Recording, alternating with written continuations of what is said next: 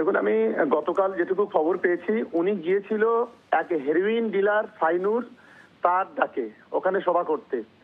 ওখানে সমস্ত হেরোইন, মানে আপনারা জানেন যে মাখালতলা এবং ঘটিয়ারি এই চত্বরের সমস্ত যত হেরোইন ডিলার আছে যারা গোটা বাংলাতে মাল সাপ্লাই মানে হেরোইন সাপ্লাই করে, সেখানে বিভিন্ন ধরনের অসামাজিক মানুষের বাস। এখানে তৃণমূল কংগ্রেসের কোনো এর সঙ্গে কোনো রিলেশন নেই। সম্পূর্ণ ওদের ওই হেরোইন পাপ্তাকর এবং নিজেদের মধ্যে লড়াই। একদিকে রহিমা গোষ্ঠী, একদিকে হচ্ছে সাইনুর গোষ্ঠী, এই আরেকদিকে হোসেন বলে এক সমাজ বিরোধী আছে, তাদের নিজেদের মধ্যে লড়াই। এর সঙ্গে তৃণমূল কংগ্রেসের কোনো হাত নেই, এটা সম্পূর্ণ ওদের নিজেদের ব্যাপার। আর শওকত মোল্লা যেটা বলেছে, শওকত মোল্লা যদি প্রমাণ করতে পারে যে ওখানে গোষ্ঠীদ্বন্দ্ব হয়েছে, তাহলে সারা জীবন কোনো প্রতিবাদ করবো না, কোনো কথা বলবো না, মাথা নত করবো। কিন্তু আমি প্রমাণ করব পুরো তৃণমূলের গুন্ডা বাহিনী শওকত মোল্লা পাঠিয়েছে, তার জন্য এই গণ্ডগোলটা হয়েছে। এবং শওকত মোল্লার নেতৃত্বে এই গোলযোগটা তৈরি হয়েছে, কারণ শওকত মোল্লা তো একজন চোর চিটিংবাজ মানুষ। সারা জীবন তার অসভ্যতা গেল না, কারণ তার পড়াশোনাই জানে না, তার নিজের চরিত্র ঠিক নেই, আনকালচার, আনপাট, ফলে সে তো মানুষকে আনপাটটাই ভাববে। তারপরে কি করলো, এই শওকত মোল্লার নেতৃত্বে ওই সালাউদ্দিন প্রধানের বাড়ির কাছে থেকে একাধিক বোম বাস্টিং করেছে।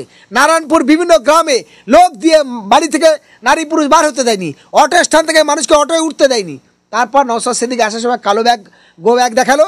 নওশাদ সিদ্দিকী বাপের বেটা দাঁড়িয়ে কথা বলেছে, যাওয়ার সময় বলেছে আমি তোমাদের কাছে চা খাবো, আবার গেছে চা খেতে গেছে। তারপরেও এমন অসভ্যতা, তারা বোম মেরেছে, যারা ওর সঙ্গে কিছু সমর্থক ছিল তাদের মারধর করেছে, মোবাইল কেড়ে নিয়েছে, বাইক কেড়ে নিয়েছে, সাইকেল কেড়ে নিয়েছে। শওকত মোল্লা বলছে কি তৃণমূলের এই আইএসএফের লোকেরা, আরে ভাই রহিমা লস্কর, তুই যখন জুম্মা জুম্মার দিন সিপিএম থেকে তৃণমূলে এসছিস, তোর অনেক আগে পুরানো নেতা রহিমা, সে এখনও পর্যন্ত তৃণমূলের পঞ্চায়েত সমিতির লিডার। তাহলে এটা তোমাদের নেত্রী, তোর নেত্রী নয়, তোর যে দিদি, সেই দিদি তাকে নিয়োগ করেছিল ক্যানিং 2 ব্লকের সভাপতি। বলে এটা জানতে ভুল আছে? বলে তৃণমূলের পুরানো নেতারা আজ শওকত মোল্লার থেকে বিরোধ, কারণ সে তো খুনি। দলে আসার পরেই মানিক পৈককে খুন করেছে, দলে আসার পরে তৃণমূলে একাধিক জায়গায় পুরানো তৃণমূলদের মারধর করেছে, ফলে তাই তারা তাদের প্রতি অসন্তুষ্ট। আর শৈবাল লাড়ি ক্যানিং থেকে পুরানো কোথায় গেল উধাও হয়ে, ফলে বুঝতে হবে আজ আরাবুল ইসলাম কোথায় গেল, কাইজার কোথায় গেল, একাধিক জাহাঙ্গীর খান কোথায় গেল, আরও বিভিন্ন রকম তাদের নেতারা আছে, তারা বিচ্ছিন্নত হয়ে গেছে। কেন জানে এই হারমাত বাহিনীগুলো সিপিএমে থেকেও যা খুন সন্ত্রাস করেছে, লুটেছে, এখানে এসে তাই করছে, ফলে তারা সাইড হচ্ছে। আরেকটি কথা আমি বলি, যেটা বলছে যে ওখানে হেরোইন ব্যবসা, ভাই তোর ক্ষমতা যদি থাকে শওকত মোল্লা, আমি অন ক্যামেরায় চ্যালেঞ্জ করে বলছি, তুই তোর মুখ্যমন্ত্রী, তোর পুলিশ মন্ত্রী, তোর স্বরাষ্ট্রমন্ত্রী, তোদের পঞ্চায়েত, জেলা পরিষদ, পঞ্চায়েত সমিতি 5 বছরের গণ ইস্তফা দে। গণ ইস্তফা দিলে আমি হোসেন গাজী দায়িত্ব নিয়ে বলছি, পশ্চিমবঙ্গে একটা বেকার থাকবে না, একটা অশিক্ষিত থাকবে না, একটা মদ জুয়া সাট্টা হিরোইন গাঁজা দেহ ব্যবসা থাকবে না, একটাও রাস্তাঘাট বেহাল থাকবে না। 5 বছরের মধ্যে সংশোধন করে দেখাবো, নাহলে সারা জীবন রাজনীতি করবো না, আর সারা জীবন আমরা কোনো আন্দোলন লড়াই করবো না, সমস্ত কাজ ছেড়ে দেবো। ক্ষমতা আছে, 5 বছর গণ ইস্তফা দিয়ে দেখা, পারবি না?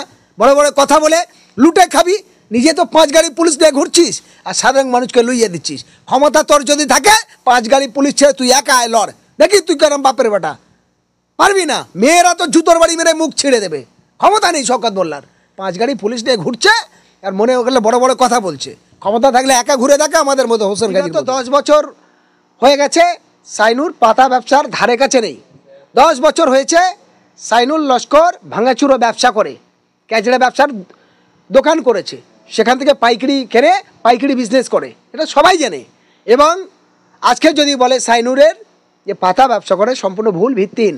রহিমা সে তৃণমূলের পঞ্চায়েত সমিতির সভাপতি, শওকত মোল্লার বলার কোনো এখতিয়ার নেই, সেটা মমতা ব্যানার্জি বলতে পারে, কারণ মমতা ব্যানার্জি তাকে দায়িত্ব দিয়েছিল। এখনও পর্যন্ত সে নির্বাচিত সভাপতি, নির্বাচিত পঞ্চায়েত সমিতির নেতা, ফলে তার বিরুদ্ধে শওকত মোল্লার বলা করার জায়গা নেই। আর একটা কথা বলি, সব পাখি মাছ খায়, মাছ রাঙার দোষ হয়? আজকের নারায়ণপুরে সালাউদ্দিন প্রধান নিজে পাতা ব্যবসা করে, তার ছেলে পাতা ব্যবসা করে, এতগুলো বড় বিল্ডিং কি করে হলো, এসি গাড়ি কি করে হলো? আগে 3 টাকা 5 টাকা জামা কাপড়ে আয়রন করতো, শওকত মোল্লা জানে না? এবং শওকত মোল্লাকে বলতে চাই, যদি পাতা, গাঁজা, হেরোইন, দেহ ব্যবসা, লুট, রাজ, সন্ত্রাস, রাস্তাঘাট বেহাল, এই প্রত্যেকটা কাজ অন্যায়ের বিরুদ্ধে যদি করতে চাও, এতদিন তোমরা পারোনি, 15 বছর সরকার, গণ ইস্তফা দিয়ে 5 বছরের জন্য আমার দায়িত্ব দাও। আমি হোসেন গাজী দায়িত্ব নিয়ে বলছি, একটা হিরোইন ব্যবসা, একটা গাঁজা ব্যবসা, একটা দেহ ব্যবসা, একটা দুর্নীতি, খুন, মার্ডার, একটাও রাস্তা বেহাল থাকবে না। ক্ষমতা আছে শওকত মোল্লার? পারবে না, পারবে না। তাহলে বড় বড় কথা কেন বলবে? আর সাইনুল লস্করে নিয়ে আরেকটি কথা, পুলিশকে চাপ দেবে, বলবে ও চুরির মাল কিনছে, অমুক তুমুক। তাহলে ঘুটিয়ারি 100 জন ক্যাচরা ব্যবসা করে, 100 জনকে অ্যারেস্ট করুন। তা না করে একজনের পেছনে লাগাবে কেন? ও ক্ষমতা আছে তাই। কারণ সাইনুল লস্কর ডাইরেক্টলি রাস্তা বেহাল, গ্রামের মানুষকে জড়ো করে বলছে রাস্তা করতে হবে।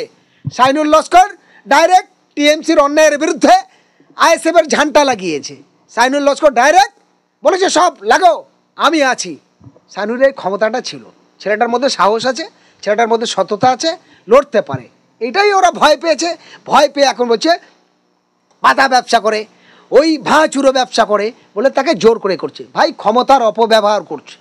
আমি অন ক্যামেরায় দায়িত্ব নিয়ে বলছি, পাতা ব্যবসা যদি চলে তার জন্য দায়ী তৃণমূলের, হেরোইন ব্যবসা যদি চলে তার জন্য দায়ী তৃণমূল, দেহ ব্যবসার জন্য দায়ী তৃণমূল, রাস্তা ভেহালের জন্য দায়ী তৃণমূল, সমস্ত অসামাজিক কার্যকলাপের জন্য দায়ী শওকত মোল্লা তোমাদের দল। ফলে তোমরা কেন হ্যারাসমেন্ট করছো? ফলে সাইনুলের লড়াইয়ের কাছে তৃণমূল পরাজিত। তাই এখন পুলিশ দিয়ে, গুন্ডা দিয়ে তাকে ফাঁসানোর পরিকল্পনা হচ্ছে। তবে এটা বেশি দিন চলবে না। মানুষ যখন খেপে যাবে বাংলাদেশের মতো, তখন শওকত মোল্লা, হাসিনা যেমন দেশ ছেড়ে পালিয়েছে, এরা তখন জঙ্গলে গিয়ে লুকোবে।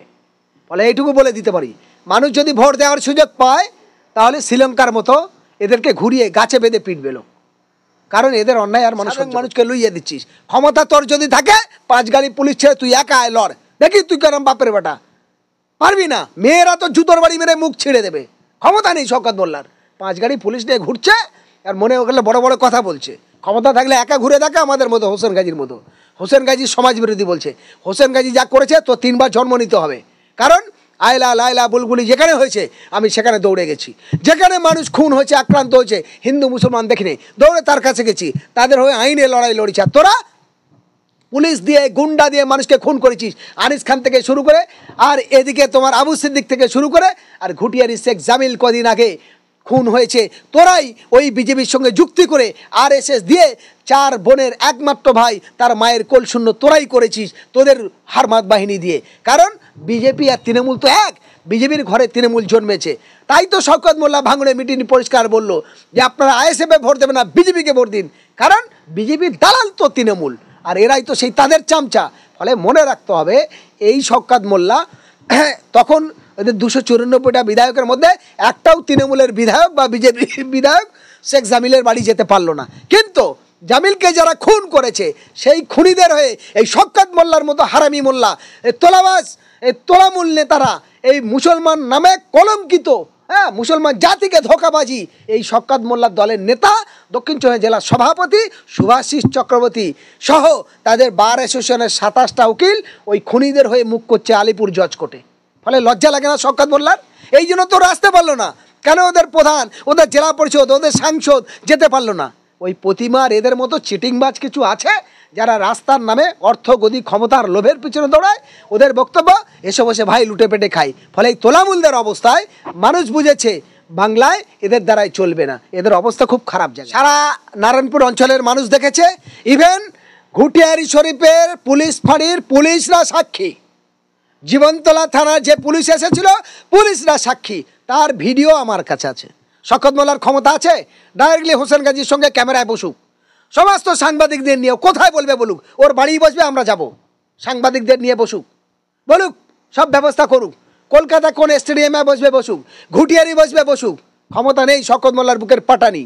কারণ ও মুসলমান যদি হয়, ও কোরআন শরীফ মাথায় নিয়ে বলবে যে এটা তৃণমূল করেনি। আর আমি হোসেন গাজী ভিডিও প্রুফ সহ দেখাবো শওকত মোল্লার নেতৃত্বে তার বাহিনী, এই সন্ত্রাস বাহিনীটা শওকত মোল্লা তৈরি করেছে। তার দলের নেতারা করেছে, তার নির্দেশে সালাউদ্দিন প্রধানের লোকজন এই ঘটনাটা ঘটেছে। ফলে যারা এই কালো পতাকা দেখাতে এসছে, যারা গালাগালি করতে এসছে, তারাই আবার ভাইজান ভাইজান করে চিৎকার করে চলে গেছে। তারাই আর শওকত মোল্লা কী করলো, উল্টে হোসেন গাজীর নেই বলছে। হোসেন গাজীর বলার ক্ষমতা তোমার নেই, তুমি তো ক্যানিং পূর্বে থাকো আর তোলাবাজি গুন্ডামি করো। আর হোসেন গাজী মানুষের জীবন নিয়োগ করেছে, মানব সেবার কাজ করেছে। তোমার তৃণমূল বিপদে বললেও হোসেন গাজী তার পাশে ছিল, মানুষ আক্রান্ত হয়েছে তার পাশে ছিল। ফলে আমাদের কাজ মানুষকে সেবা করা, আর তোমাদের কাজ মানুষকে খুন করা। তাই তো মানুষকে ভোট দিতে দাও না, বিরোধী দল করতে দাও না, মানুষের মিছিলে যেতে দাও না, পঞ্চায়েত ইলেকশনে মনোনয়ন জমা করতে দাওনি। গত ভোটেতে তুমি হেরে গিয়ে কাঁদছিলে, আবার ফের এবারে লোককে হুমকি দিচ্ছ।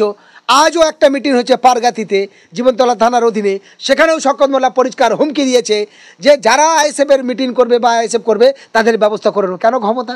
বিজেপি করলে আপত্তি নেই? তৃণমূল দেখে তোমাদের কোনো ইয়ে নেই?